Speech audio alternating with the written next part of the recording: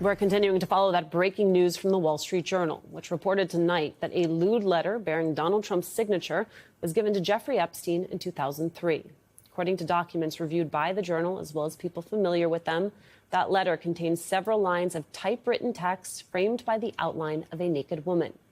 Donald Trump denied writing the letter. He's now threatening to sue the Journal, News Corp, and Rupert Murdoch. Moments ago, he also said, quote, "Based on the ridiculous amount of publicity given to Jeffrey Epstein, I have asked Attorney General Pam Bondi to produce any and all pertinent grand jury testimony, subject to court approval. This scam, all caps, perpetuated by the Democrats, should end right now."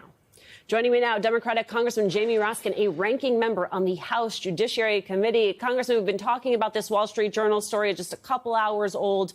Your take on it? Well, I think Donald Trump's closing statement may be the most pertinent to our situation here, where he said something to the effect of, "May every day offer another wonderful secret."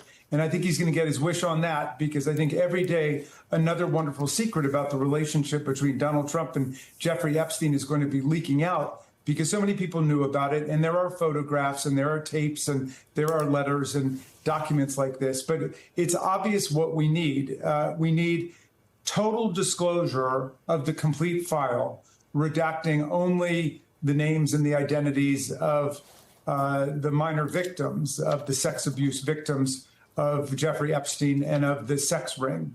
And I think that Donald Trump and the Republicans can read the writing on the wall. There is overwhelming bipartisan popular demand, congressional demand to release all of this stuff. And they keep slicing the bologna very fine every time they come back with another offer. Like, you know, the bipartisan resolution on this says, we want all of the files in the document. They say, well, how about we give you all of the credible files? In other words, Trump and Attorney General Bondi will make their selective subjective judgment about what's credible and what's not credible. The Republicans in the Rules Committee just offered a resolution which is really pathetic, which basically creates, I counted 7 or 8 different categories of things that should be withheld, including things which in the unilateral view of Pam Bondi would be unauthenticated, whatever that means, given that we're not in a court of law at this point. They keep giving themselves reasons to withhold things. If you look at the resolution that came from Mr. Massey and Mr. Khanna, they asked, for example, for flight logs. That dropped off of the resolution that the Republicans just offered moments ago in the Rules Committee. They had a phrase talking about the identification of all individuals, including government officials who were on any of Epstein's lists. That phrase, all individuals, including government officials, dropped out. So look, they're looking for any reason to give themselves unilateral, unfettered, subjective discretion to delete things from what is produced to Congress. And that's not the way we do it here. And the public is too smart for that. I think on a bipartisan basis, the American public is going to reject that. Just release all of the documents. And the only thing that needs to be left out are the names and identities of the victims of this sex ring. So, Congressman, as you and I are on air, AG Bondi has said that she is ready to ask the courts to release all of that grand jury testimony. If I am hearing your analysis correctly, that bologna is too thinly sliced for a proper sandwich.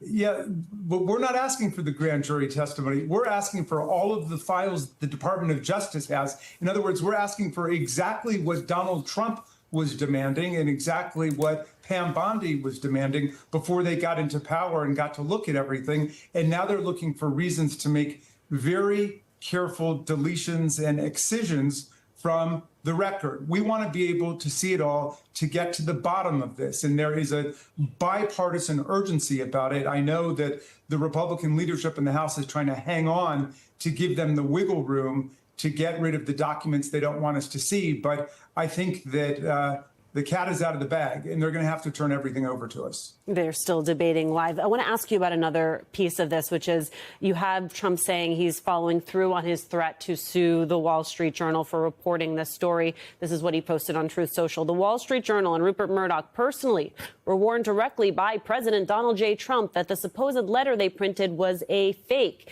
And if they print it, they will be sued. Mr. Murdoch said he would take care of it, but obviously did not have the power to do so. President Trump will be suing the Wall Street Journal, News Corp, and Mr. Murdoch shortly. I want to get your response to that, Congressman, but I also want to get your response to reporting that this was the same threat he made to the Wall Street Journal's editor-in-chief, and they chose to run this anyway. You and I have talked many times about what a slip slide into authoritarianism looks like when people bend the knee and obey in advance. The fact that the Wall Street Journal chose to run with this, even when being threatened with legal action by the president of the United States, what does that tell you about where our democracy is in this moment?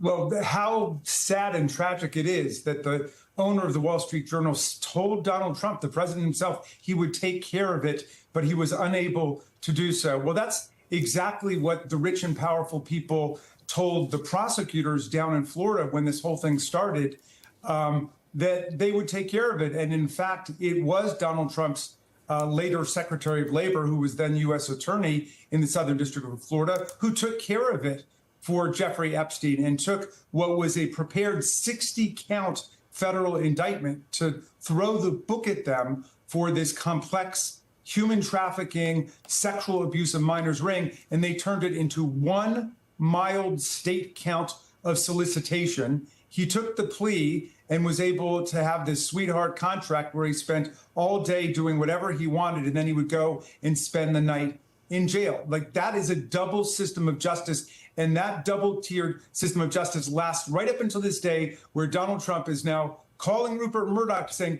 take care of this. I don't want any more information coming out about my best friendship with Jeffrey Epstein. I don't want that coming out. And even he couldn't take care of it, so now he's got to sue his friend. Well, guess what? Donald Trump has been suing law firms, and he's lost in all of those cases because they refused to back down to him. He sued Harvard University and other colleges and universities, and he lost those cases because they refused to back down to him, and they stood on their constitutional rights. And the only people who are losing are the people who are caving in and giving in to him. So if I were the Wall Street Journal, I would say, bring it on, because all they've done is publish the truth. And he doesn't come close to New York Times versus Sullivan showing, because they've only published the truth, and they are certainly conscious of its truth, and they don't believe it's false.